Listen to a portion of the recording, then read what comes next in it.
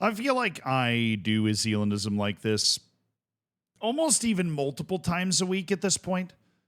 At what point do I need to? At what point do I give up? That's my question. Not that I'm actually trying to do anything. I'm just sitting in a chair talking about stuff. But at what point does the crusade end? Or at what point am I do as vaulting no more? Right? Like what is the point? What is the point? Because the deeper you dig on this sort of stuff, the more of this stuff you're going to find. That is what I have found. I now get tagged in stuff all over the place ever since I started doing Zealandism, and it's great. Honestly, I learn about all sorts of wild stuff, and I also learned that a lot of you have a very low bar to clear for things that you find interesting. That's totally okay. Because a lot of that, I'm sure you watch a lot of these videos, and you're like, why the hell does he find that interesting? And guess what? I found it interesting. But to the topic of this video, which is fans misbehaving, which I feel like we need an entire playlist. Can we make playlists? A subset of this channel that is designated to, hey, fans are misbehaving again. We're going to talk about why that's bad and then go from there. But, fans tend to do this in new and creative ways. And I find this one particularly remarkable because this is a repeat offender. Okay, this is a nation, an FA, a team that is very obviously, painfully obviously trying to gain every illicit advantage that it can. Whether it happens to, lock the Nigerian national team in an airport for an entire day.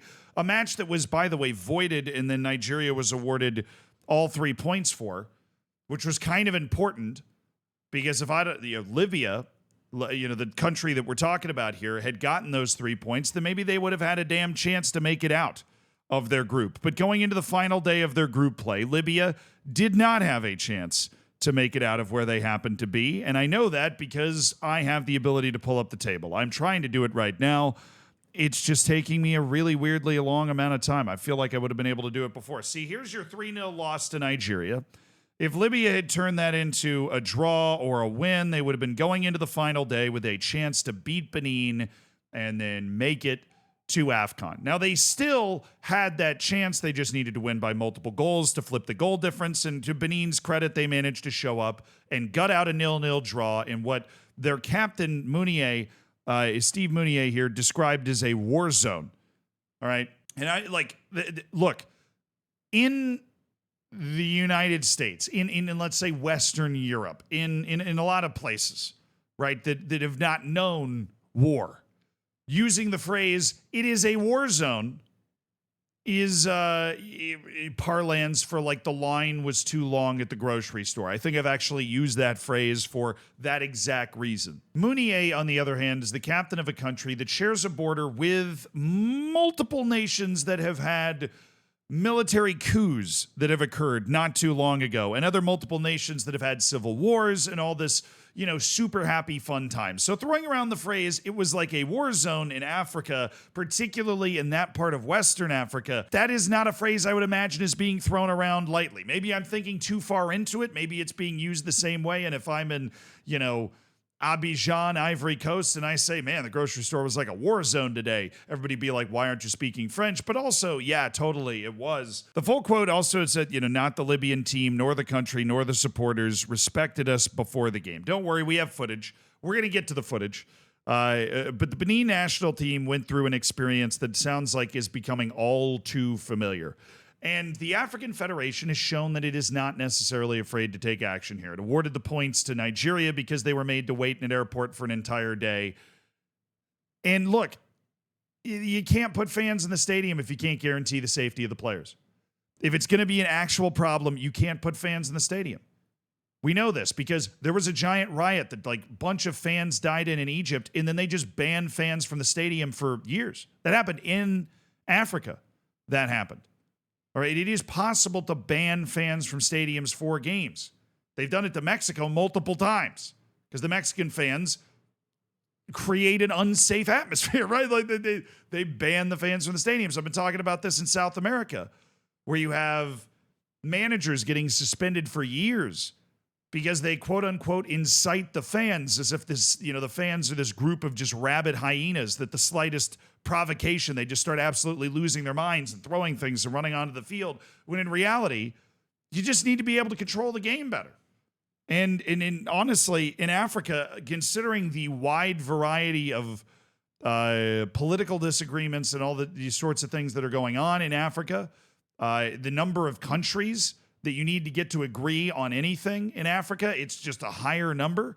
I'm fairly certain, I'm actually entirely certain that the African Federation has more countries to wrangle than any other federation, which just on the surface creates more bureaucratic red tape. I feel like Africa generally does a pretty damn good job. It generally does.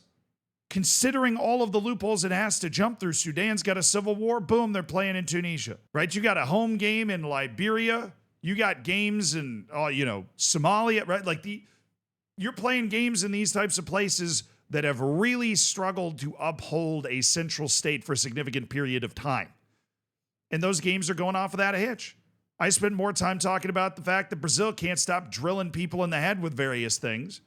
The fact that there's a group of fans that, waited on the side of a highway and tactically ambushed another group of fans' bus. That was a video I made a couple weeks ago. Maybe it was a couple years ago. I don't know. I lose all track of time doing a couple of these a day, to be perfectly honest with you. So because Africa has actually done a pretty good job of administering this sort of stuff, I expect there to be some sort of action. Because here's the video.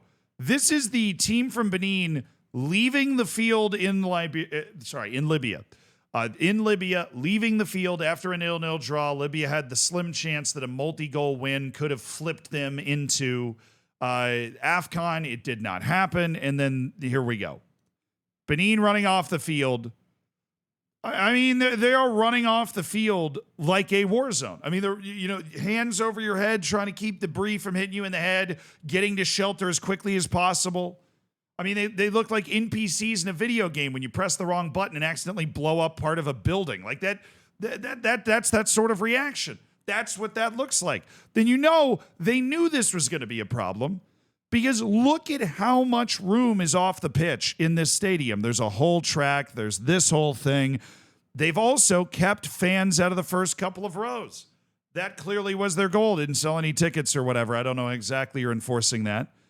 And still, with all of those measures in place that apparently have been put in place by the Libyans, there is a tunnel. It is hilarious how far this tunnel comes out. And that tunnel is specifically there to protect these guys. They totally knew this was going to happen. I mean, you got to custom design a freaking tunnel that long. You're not buying that at Tunnels to Go, okay? You got to order that one. And then it's stretching all the way out to the field, over the damn track, to protect these players. And that's the only thing the Libyans actually managed to do well here. If you create a situation where the national team of another country is running off the field like that, you should not be allowed to have fans in the stands. Right? The Libyan national team at various points in my life has been one that I've really rooted for a lot. It's a national team with vim and vigor. They're feisty. They're spicy. They can take points off teams. They can play hard. They play that match against Nigeria. They do have a chance. I mean, Nigeria just lost to Rwanda, so let's remember what we're talking about here. They do have a chance to take those points.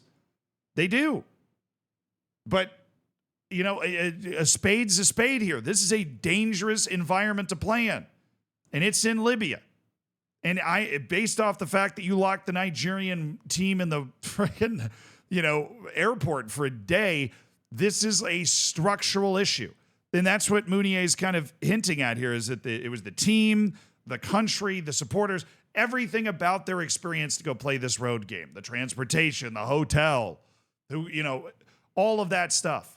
For somebody who captains Benin, who's played AFCON qualifiers, who's played World Cup qualifiers all over Africa and experienced, African hosting customs, like how nice is the bus? How nice is the hotel? Where's your training? How much training time do you get? All these things that fans normally don't think about with these sorts of road matches. Somebody like Steve Mounier's definitely experienced that before, and he felt the need to come out and say that what is happening in Libya is different. And it's just kind of insane that this is this is happening. It just is. Can you imagine the European qualifier even an Asian qualifier ending in this way. It just wouldn't. CONCACAF in South America, it is totally possible that a qualifier would end this way, but then they would ban fans from the stadium. And I am hoping that Africa does the same thing here. I guess the next matches would be World Cup qualifying matches that Libya would be playing that are important, and that would obviously suck, and it sucks for the fans that aren't throwing things. Duh. But if you can't, guarantee that the other team is going to be safe out there, I mean, we saw in one of the earlier Zealandisms what one bottle can do. It split that dude's head open, right? That was in CONCACAF. So shout out to the federations that can't seem to be able to fully get this together here. But yeah, I don't know. It's 5 a.m. This happened. I wanted to talk about it. And where can I get the number for tunnels to go? I have a project.